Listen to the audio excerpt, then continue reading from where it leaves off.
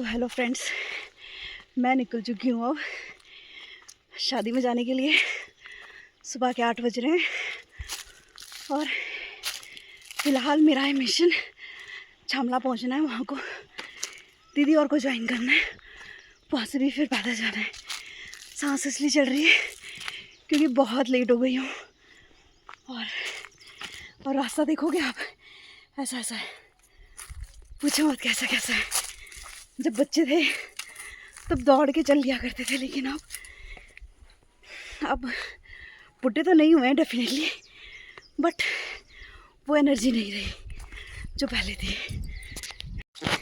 फ़िलहाल मैंने पहने शूज़, वहाँ जाके मैं चप्पल पहन लूँगी। और ये रास्ता जो मुझे पार करना है कुछ ही मिनट्स में, क्योंकि दीदी ने मुझे टाइम दिया था 8:30 बजे तक का। उप्स। और ये जो रूबी देख रहे हो आप, ये मेरा पीछा कर रही है।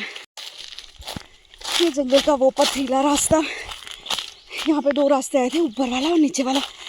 बस मैंने प्रभु का नाम लिया और मैं नीचे वाले रास्ते में आ गई।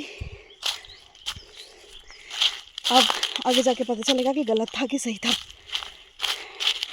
मैं आई थी यहाँ बहुत टाइम पहले, तो मुझे इतना ज़्यादा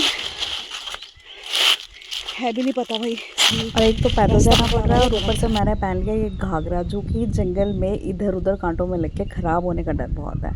और रास्ता बहुत ही ख़राब है और मुझे अलग अलग सी फीलिंग आ रही है। मैं क्या बताऊँ आपको, मतलब जैसे कभी स्नेक की वाइब्रेशन मुझे फ़ील हो रही है, कभी मुझे लॉयन की वाइब्रेशन फ़ील हो रही है। बस वही होता है ना, जब इंसान वेला होता है और अकेला होता है और पूरा जंगल वाला रास्ता होता है, तो ऐसी गंदी गंदी फीलिंग आती है। और ये जो रूबी है मैडम, घर जाने का नाम नहीं ले रही है। ज़रूर इसके चक्कर में मुझ पे अटैक ज़रूर होगा। जो पथरीला रास्ता है और ऊपर से घाघरा, मैं इसको कैसे संभाल रही हूँ मुझे खुद ही पता है। पता नहीं मुझे क्या सूझी थी आज इसको पहनने की, मुझे खुद भी नहीं पता। और अभी दूर मुझे जो है घर दिख रहे हैं और अभी पूरी पिक्चर तो ये हुई है कि मैं गलत रास्ते चली गई थी और अब जाके मैं ठीक ट्रैक पे आई हूँ। कैसे आई हूँ मुझे खुद ही पता है। और ये हमारा छामला दिख गया हमें कि सुबह आई थी मैं बढ़िया सी और अब मैं बन गई हूँ ऐसी प्यारी सी। ये है गांव और ये जहाँ शादी है वहाँ भी पैदल ही जाना है अभी। और ये आपको दिख रहा होगा गांव, ये है छामला। और वाह भाई वाह, मैं यहाँ इतनी दूर से गलत रास्ता क्रॉस करने के बाद सही ट्रैक पे आकर पहुँच भी गई। और यहाँ दीदियाँ कर रही हैं अभी प्रेस कपड़ों में, ये अभी तक तैयार नहीं हुए हैं और बच्चे यहाँ फ़ोन पे लगे हुए हैं।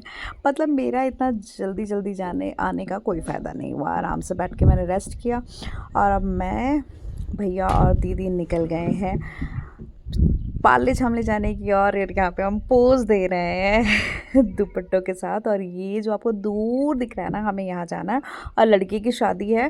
तो मुझे बिल्कुल पसंद नहीं है लड़कियों की शादी में जाना। मेरी अंदर की जो फीलिंग है वो बाहर आ जाती है और मुझे रोना आ जाता है इसीलिए। और ये पहाड़ जो आप देख रहे हैं, यहाँ से हम यहाँ आए हैं शादी में। सच पूछो तो मुझे थकावट बिल्कुल भी नहीं हो रही है, क्योंकि I am a strong lady जहाँ तक। और ये यहाँ पे आपको थोड़ा सा पानी दिख रहा है, वही दिखा रही थी आपको। और यहाँ चाय पकौड़ों का इंतज़ार करते हुए दीदिया और हम लगे हैं चाय पकौड़े खाने।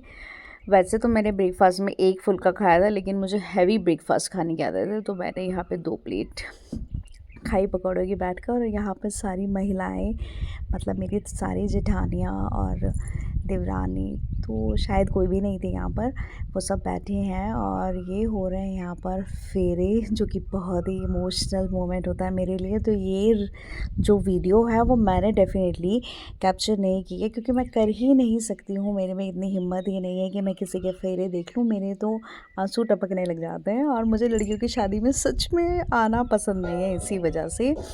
पर थैंक गॉड ये दिया थी मेरे साथ, तो वो बहुत मज़ाक कर रही थी। तो मेरी जो शादी ये मैंने यहाँ पे अटेंड की, वो थोड़ा हंसी खेलते हुए अटेंड हो गई अच्छे से। और वैसे सबकी लाइफ में अलग अलग फीलिंग्स आती हैं, पर मुझे सच में लड़कियों की शादी में आना पसंद नहीं है। शायद मेरे पास खुद पे 2 बेटियां हैं, तो इसीलिए मेरा थोड़ा दिल अभी कमज़ोर है, मैं ऐसा सोचती हूँ।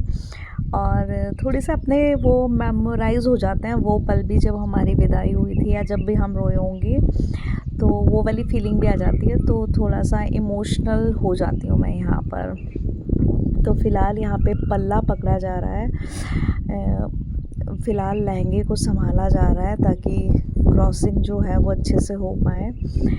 और ये बहुत एक यादगार पल होता है किसी भी लड़की के जीवन में, कि हम लोग चाहे 12, 15, 16, 17, 18, 19, 20, 21, 23, 30 साल तक किसी घर में रहते हैं और उसके बाद विदा हो जाते हैं उस घर से, और वो घर हमारे लिए पराया हो जाता है, और जहाँ हमारी शादी होती है वही घर हमारा अपना होता है।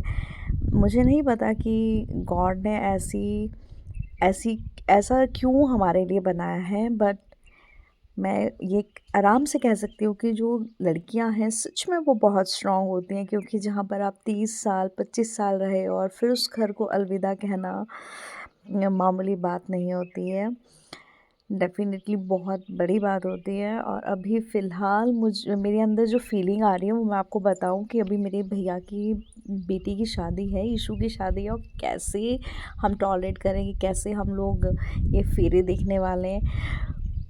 कोई रोए ना रोए, बट मैं सबसे पहले रोने वाली हूँ, मुझे ऐसी फीलिंग आ रही है, बट मैंने खुद को अंदर से बहुत स्ट्रॉन्ग करके रखा है। होप कि मैं कंट्रोल कर लूँ। और यहाँ पे दूल्हा दुल्हन फेरों के बाद रूम में जा रहे हैं। यहाँ पर कुछ हमारे रिवाज हैं, रीति रिवाज हैं, वो अब किए जाएंगे यहाँ पर। और उसके बाद हम सब यहाँ बैठे हैं।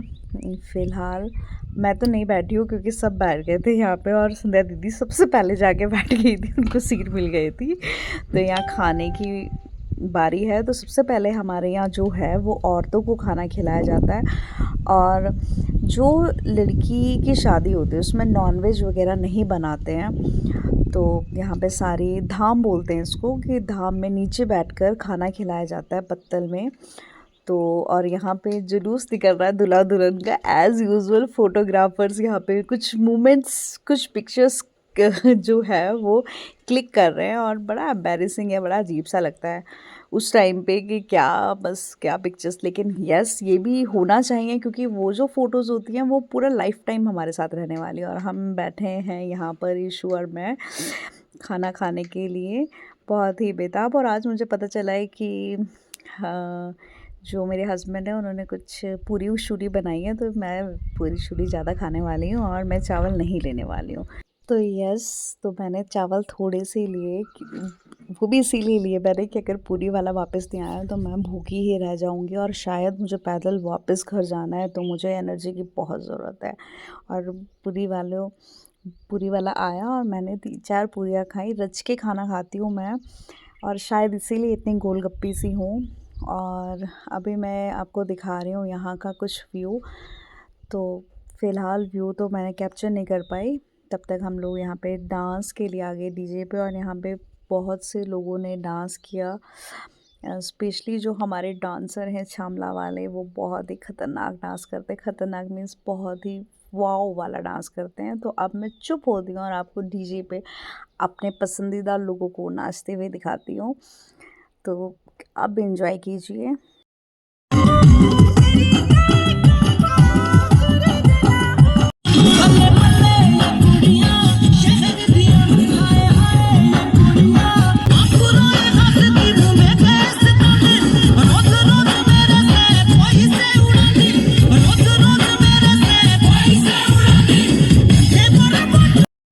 और फ्रेंड्स, ये है डोला जिसमें दुल्हन को ले जाया जाता है, गाड़ी तक बिठाया जाता है इसमें दुल्हन को। और अब है बहुत ही इमोशनल मोमेंट जब विदाई हो रही है दुल्हन की, और जो मामा जी हैं वो उठा के ले जाते हैं दुल्हन को।